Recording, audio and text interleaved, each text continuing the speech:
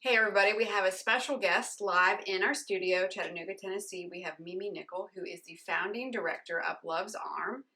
Mimi, welcome to our show. Thank you. Thanks for having me. Yeah. Well, could you share with the audience a little bit more about Love's Arm and what you do? Love's Arm, we have been working here in Chattanooga for the last 15 years, and we engage, empower, and transition women survivors of trafficking, prostitution, and addiction toward a community of grace. I love it. So when you say trafficking, what do you mean by that? Human trafficking.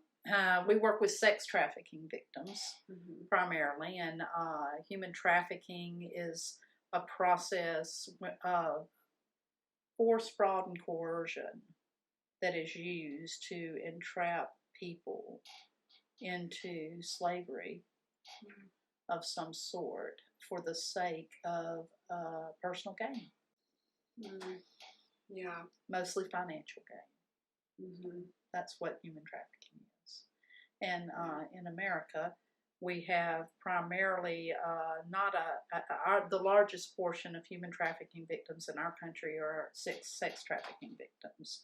We do have about 17% labor trafficking victims in our country. And those are defined by law as minors under 18 years old that have been trapped by force, fraud, and coercion by another human being in order to be sold for personal financial gain. So with your organization, what is your primary focus? Our primary focus is outreach. We meet people where they are. Yeah. So we go to them and we meet them where they are, and we offer them hope and a pathway of healing. And then if they are ready to go down that path, we walk with them and encourage them to get into restorative services to help them.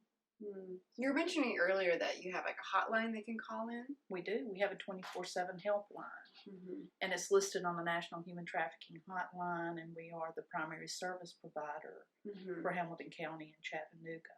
Okay. And so we have women call that line from all over the country at times, and our primary goal is to be available to them to help them identify their needs and then to offer them resources where they are in order to pursue finding help from wherever they may be.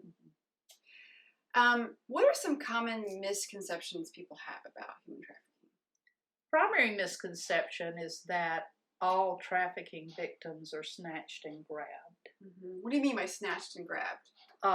Snatched out of their mother's arms in Walmart by a predator, coerced in a parking lot by something that's left in the door, and someone's actually snatch and grab. It's like that there are predators sitting and waiting and stalking and waiting to have the opportunity to actually snatch a person and grab them and bring them into trafficking. There is a small percentage of that. It's 10 to 12% of all trafficking victims. Yeah. So it's not to say that does not happen. It does. Yeah. And primarily it happens under 18. But it's a very small percent of victimization in our country. So what about the rest of that, the 90%? Well, there's usually, it's very familiar. The rest of trafficking takes place, the force, fraud, and coercion usually take place at the hands of someone that a person is familiar with. Yeah. It can be someone from school. It can be a boyfriend, girlfriend, but a large percentage is in the family unit. And so you have a large instance of incest behavior that takes place in the home, and through that particular sexual trauma that takes place in the child's life, the segue into trafficking behavior, either by their own perpetrators, or it kind of puts a target on their back, and a high level of adverse childhood experiences and trauma many times lead people into risky behavior. Yeah. Such as drug and alcohol addiction and other risky behaviors, and they can very easily fall prey into trafficking behavior. So it's about power and greed. Yeah. And in every single level of our culture. And it's been going on for so long, and we justify it for so long. With the boys will be boys. And men can't control, they've got a higher sex drive than women. Y'all know that's not true biologically. Yeah. As far as human beings go, that is not true. Men do not have a higher sex drive than women. Wow. So, well, I believe that. It's true. I mean, that's a whole other topic. It is, but it's tied into it. It is tied into because, it. You know, and so we're very grateful for the Me Too movement. Yeah. That allowed women the freedom to use their voice. Yeah. And not only women, but victims. Men are victims of this as well. And so this is truly something that is not only impacted, but steered the direction of our culture for decades. And we're just now getting to the point of openly talking about it. Wow. Over the last 5 or 6 years. You know, we've been doing this work for 15 years in Chattanooga. Wow. And for the first 5 to 7, 8 years of it, nobody really was engaged in it. Yeah. And then all of a sudden it's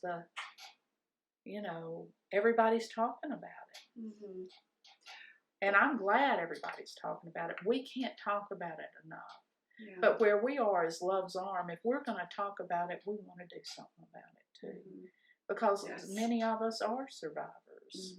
And we've fought to find our own hope and healing for many years. Yeah. And so carrying that on to others is invaluable. And it's just, how can we not? And offer them, meet them where they are, and help them when they're ready for that help to find their healing and their hope. And one thing about survivors of sexual trauma is that we are resilient.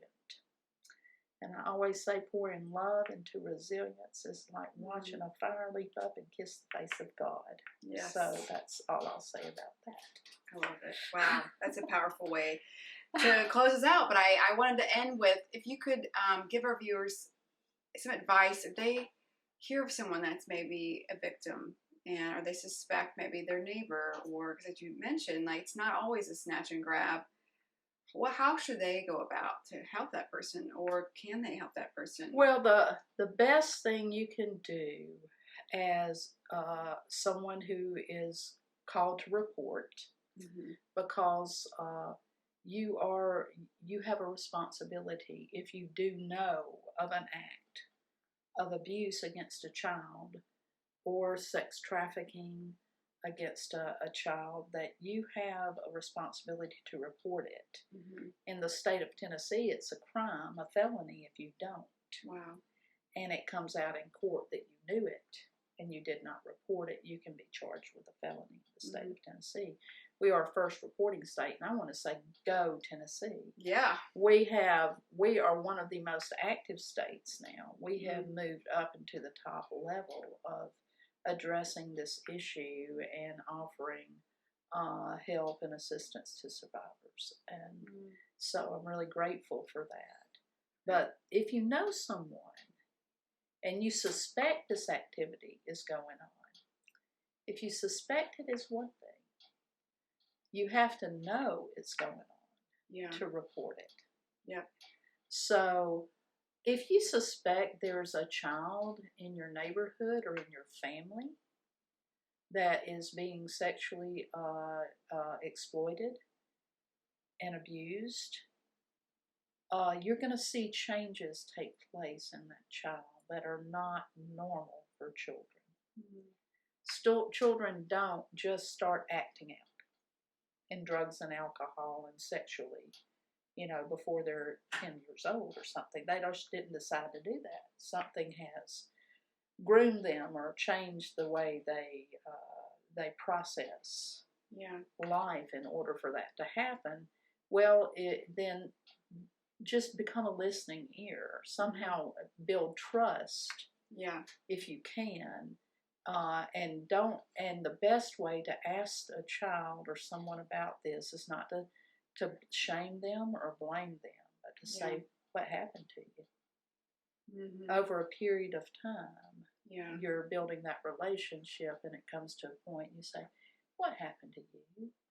You know. And even if you're dealing with overt outward behavior, not to decide they're just a bad kid and they're bad, they need to be corrected, but in that offering, instead of just coming in punitively, to say, "What happened to you? Tell me a little bit about this.